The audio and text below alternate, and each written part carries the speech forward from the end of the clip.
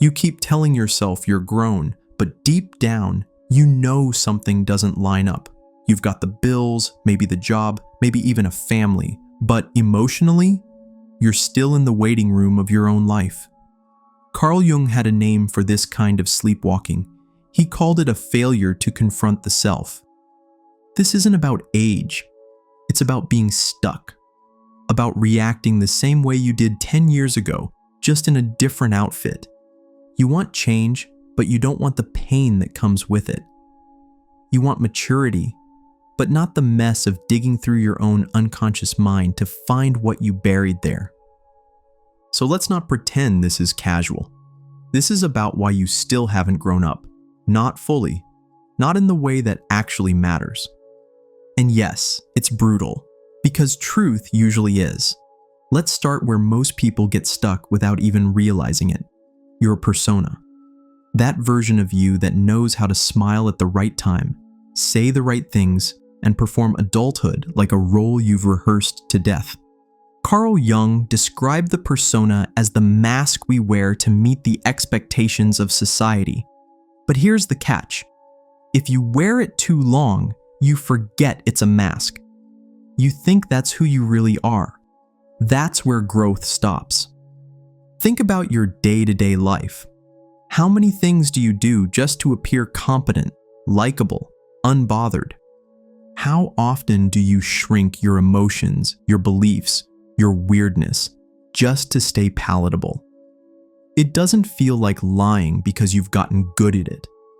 You've gotten used to being a version of yourself that gets by, but getting by isn't the same as becoming who you actually are.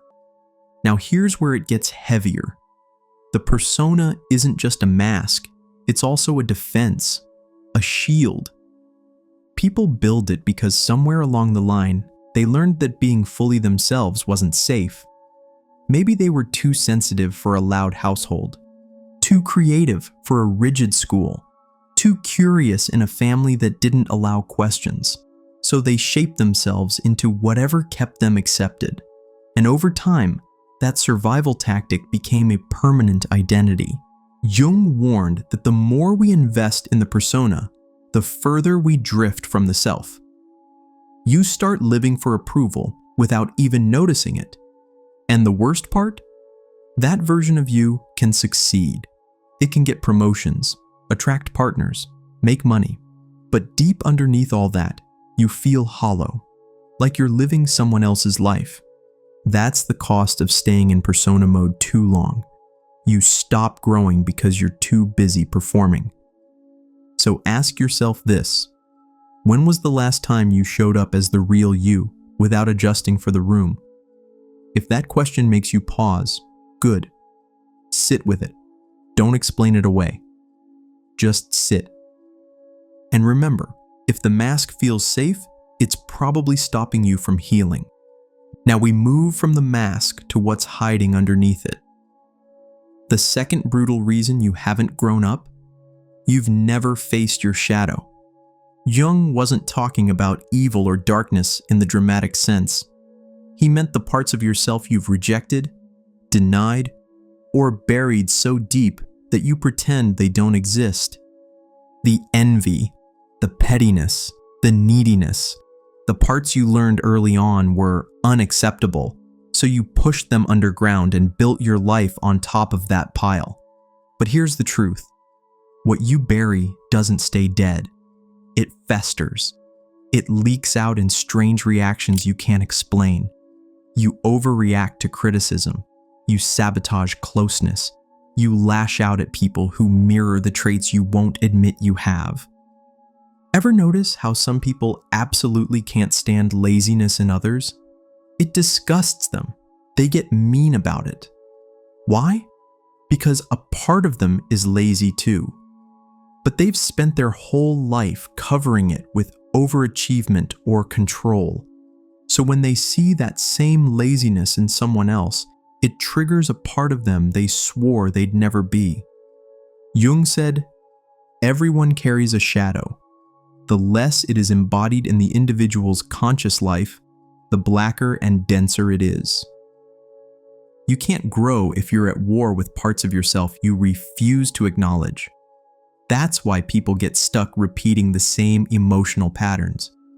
You say you want peace, but deep down, you're still avoiding the parts of you that are chaotic. You say you want healthy love, but deep down, you're still running from the version of yourself that feels unworthy of it. Facing your shadow isn't about blaming yourself or drowning in guilt. It's about honesty, looking straight at what you were taught to hate in yourself and choosing to understand it instead of shame it. This work is not clean. It's not aesthetic. You don't get a certificate when you're done, but it's necessary because you will never mature past the age your shadow got locked away. So ask yourself, what parts of you have you worked hardest to hide? What do you criticize in others that might really be a mirror? If you can't answer that, maybe it's time to stop hiding and start looking, because your shadow isn't your enemy. It's your invitation. The third reason you haven't grown up hits harder than most. You've confused external success with personal growth, a degree, a career, a stable income, maybe even a decent apartment and someone who calls you baby. It looks like you've got it together. But here's the question. Why does it still feel like something's missing? Jung warned that outer accomplishments mean nothing if they come at the cost of inner development. You can achieve a lot and still be emotionally stunted. You can get promoted while avoiding every hard conversation in your personal life. You can build a brand while secretly terrified of being alone. You can look composed on the outside and still be driven by unresolved childhood fears. We live in a culture that rewards performance over depth. Nobody hands you a trophy for being emotionally honest, but they will clap for the raise, the wedding, the house. And it's easy to lose yourself in that applause. Easy to think you've grown just because your resume got longer. But here's the difference. Success impresses people. Growth changes you. Ask yourself this. If all the achievements were stripped away, what would be left? Who would you be without the job title, the curated photos, the followers, the relationship status? Most people don't know. And that's the problem. Because real adulthood, real maturity, isn't about building a life that looks impressive. It's about building one that feels honest. And honest doesn't always look polished. It's messy. It's raw. It demands that you actually face what's not working instead of distracting yourself with the next milestone. Jung once said, "The privilege of a lifetime is to become who you truly are, not who you think others want you to be, not the version of you that just keeps winning things, but the you beneath all that, flawed, unfinished, real." If that version of you still feels like a stranger, then maybe success has become your disguise. And if you're brave enough to take it off, that's where real growth starts. Let's talk about blame, specifically how long you've been holding on to it. The fourth brutal reason you haven't really grown up is because you're still blaming your past for who you are now. And look, let's be honest. Maybe you had every reason to. Maybe your parents didn't protect you. Maybe someone you trusted broke you early. Maybe you spent years in environments where survival was the only goal. Of course that shaped you. Of course it left a mark. Carl Jung never downplayed the power of the past, but he also made it clear that if you spend your whole life trying to rewrite your childhood through your adult relationships, you'll never move forward. You'll just reenact old wounds with new people and call it fate. Some people go decades carrying the same story. I never had support. I was never seen. I always had to do everything alone. And those things might be true, but if they become your identity, they'll also become your ceiling. Because here's the trap. You can't heal while still looking for someone to blame. You can't take ownership of your life while waiting for someone else to fix what they broke. And even if the apology came, Even if the parent finally said sorry or the person who hurt you admitted it, it wouldn't undo the damage. Healing is your job now, whether that's fair or not. Jung said, "We are not what happened to us. We are what we choose to become." So the real question is, who are you choosing to become? If you're still looking backward every time things go wrong, still tracing every mistake to some old chapter in your life, then you're not living in the present. You're trapped in a story that already ended. You're playing a role written by someone else. No one's saying forget. But you do have to stop making your trauma your compass. Because as long as you define yourself by what hurt you, you'll never figure out what could actually heal you. The next reason's hard to admit because it cuts straight into pride. You haven't grown up because you keep dodging responsibility. Not the surface level kind. Paying rent, showing up to work, taking care of what you own. That's maintenance. What we're talking about here is owning your choices, your reactions, your patterns, your presence.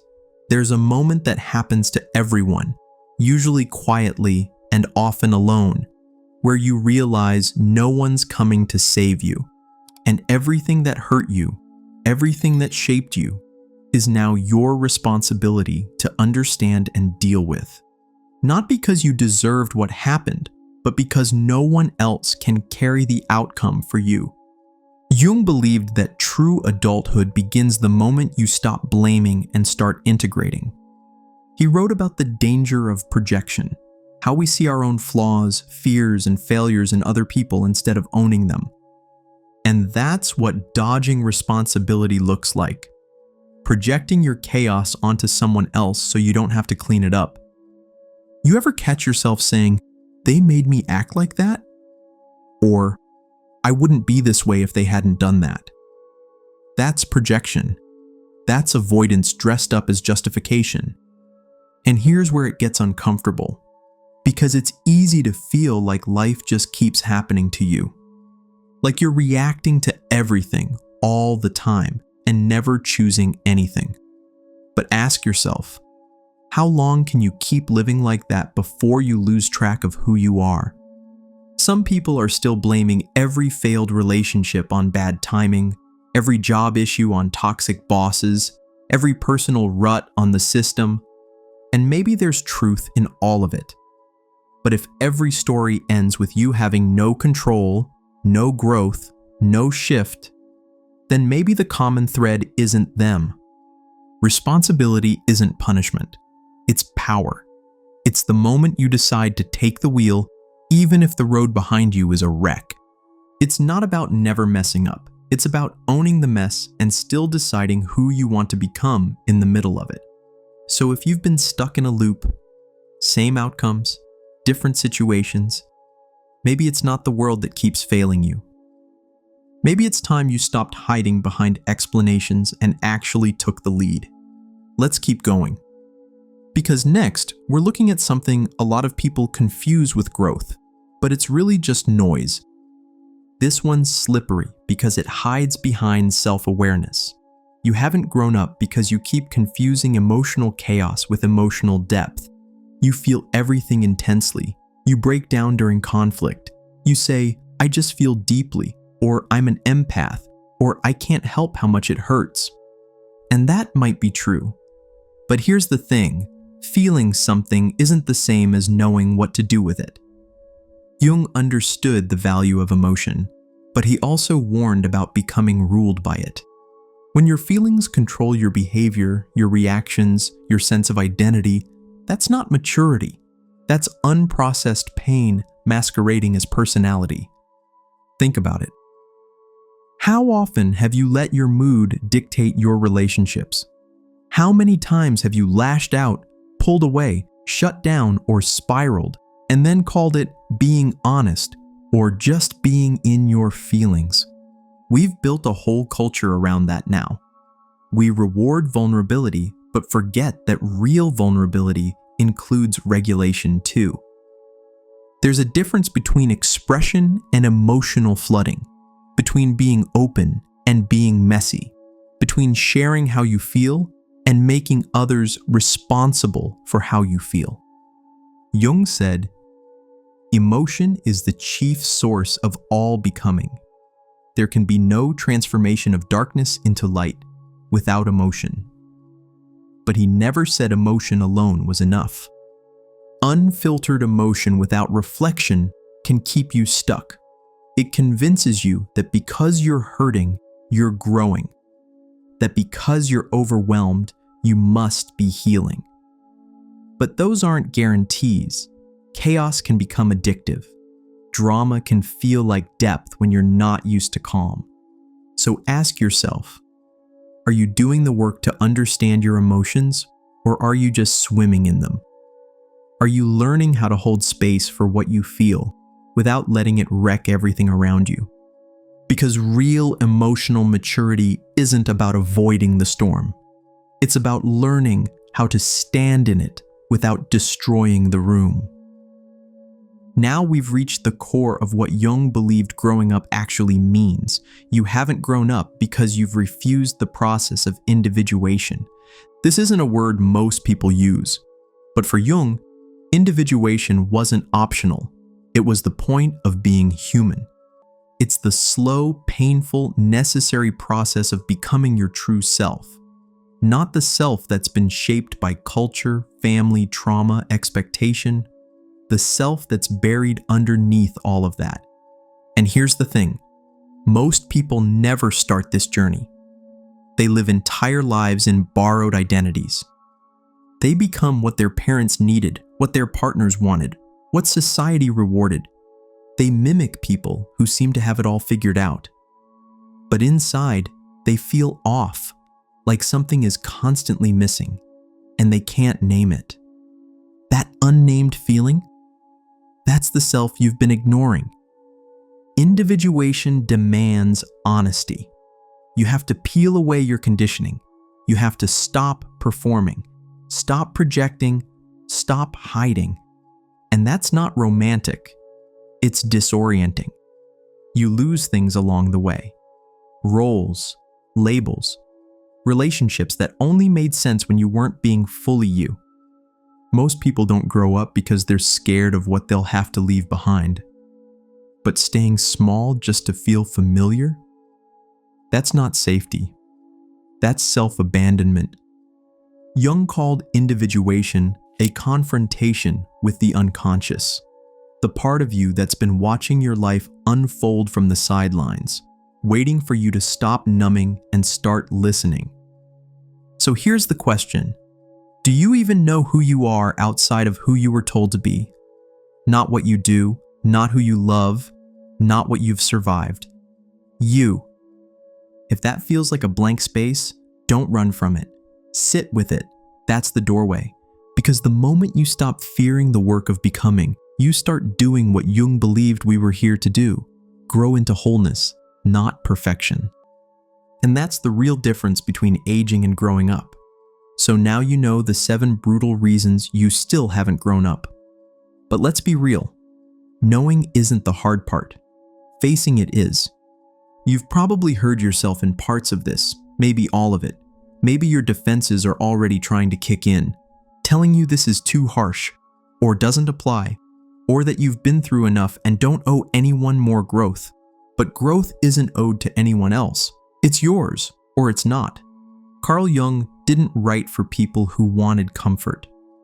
He wrote for those who were ready to confront the unconscious, the repressed, the denied, the ignored, and integrate it. To become whole, not just functional. To stop surviving as fragments and finally live as one self. This isn't self-help content. This is a mirror. And you're the one deciding what to do with it. So ask yourself, right now, what have you been running from that keeps showing up in every version of your life?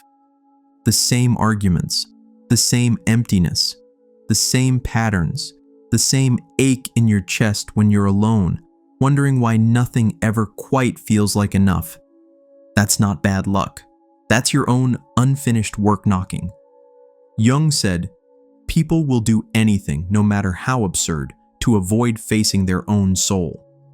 You can scroll, distract, blame, collect advice, quote books, But if you don't actually do the work, none of it will land. This isn't about becoming perfect. It's about becoming honest. You don't need another achievement. You need to stop lying to yourself about who you are, what you want, and why you keep circling the same drain. So maybe today's the day. Not to change everything, but to stop pretending. Because real growth doesn't look impressive. It looks quiet. It looks like crying when you didn't think you'd need to. Like apologizing to someone who never hears it. Like sitting in silence until the noise in your head finally settles enough for you to hear the truth. That's the work. That's the edge. And that's where your real adulthood begins. So, what are you going to do now? There's a part of you that already knows what needs to change. You felt it in the silence after an argument, in the crash after a high, in the way you replay things you said, wondering why you still can't act like the person you're trying so hard to become. Carl Jung didn't promise transformation would be clean. He knew it would cost something: your comfort, your pride, your illusions. But he also believed that confronting the unconscious is what gives life meaning. Not fake peace, not pretending, not waiting for someone else to do the hard work of becoming you. If you've listened this far, then deep down, you're already shifting. You don't spend this much time with something unless a part of you is ready to let go of the performance. Ready to turn inward instead of looking for another fix. And here's the truth. This kind of growth doesn't come with applause. No one's going to notice right away. You'll still get triggered, still fall back, still question whether it's even working. But the real shift happens in the small moments, when you don't react the way you used to, when you finally speak what you used to suppress, when you catch yourself in a pattern and choose to walk away instead of doubling down. That's what growing up looks like. Not big declarations, just different choices. Jung once said, "The most terrifying thing is to accept oneself completely. But once you do, you stop being scared of who you are. You stop waiting for permission. You stop chasing people who only love the mask. You begin." So if this video gave you a mirror, don't just look, use it. And remember, this isn't about fixing yourself. You're not broken. You're unfinished. And now, maybe for the first time, you know where to start.